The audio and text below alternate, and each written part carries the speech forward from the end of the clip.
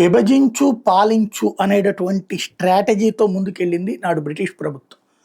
హిందూ ముస్లింల మధ్య 1857 సిపాయిల తిరుగుబాటు తర్వాత చీలిక తెచ్చింది. ఎందుకయ్యా అంటే సిపాయిల తిరుగుబాటు అనేటటువంటిది తొలి అతిపెద్ద విప్లవం, స్వతంత్రోద్యమ విప్లవం. తొలిసారి ఆయుధదారులైనటువంటి సిపాయిలు ఎదురు తిరగడం. ఆ తర్వాత కాలంలో సుభాష్ చంద్రబోస్ లాంటి వాళ్ళు ఏకంగా సైన్యాన్నే ఏర్పాటు చేసినటువంటి పరిస్థితి చూసాం.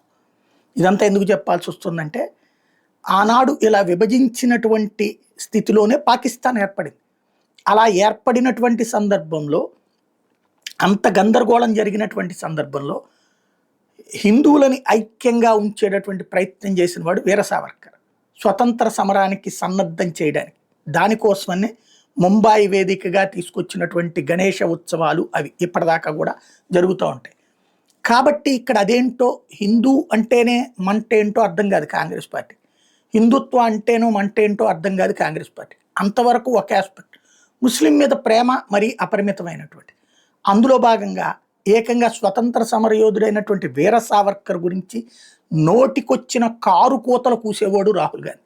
నోటికొచ్చిన కారు కూతలు ఎందుకు అంటే ఆయనకి చెప్పినటువంటి వాళ్ళు చుట్టూ ఉన్న వామపక్ష భావజాలికులు. వామపక్ష భావజాలికులకి సావర్కర్ నచ్చడు.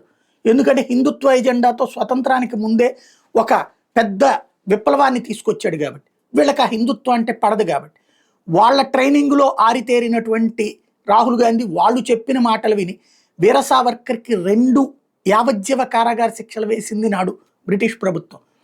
ఏళ్ల తరబడి జైల్లో పెట్టి మునికాలి వేళ్ల మీద నుంచోబెట్టి చేతులకి సంకెళ్ళు వేసి పైనకి ఏలాడతీసింది. అంత దుర్మార్గం చేసి క్షమాపణ చెప్పి నువ్వు మాకు లాయల్గా ఉండాలంటే కూడా ఒప్పుకోలేదు.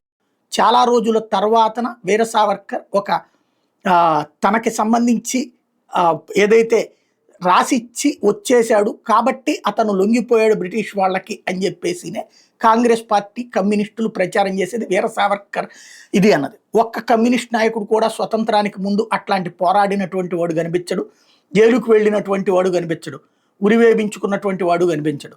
కాబట్టి భగత్ సింగ్ ఇది చెప్తారు, సర్దార్ భగత్ సింగ్ వాళ్ళు ఎవరో కమ్యూనిస్ట్ అని చెప్పుకోలేదు.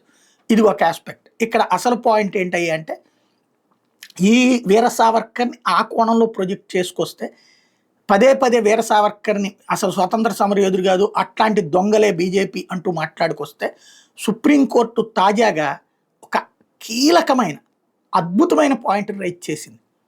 మహాత్మా గాంధీ, మహాత్మా అనేది మనం పెట్టుకున్న పేరు, బిరుదు, ఎవరు ఇవ్వలేదు అది.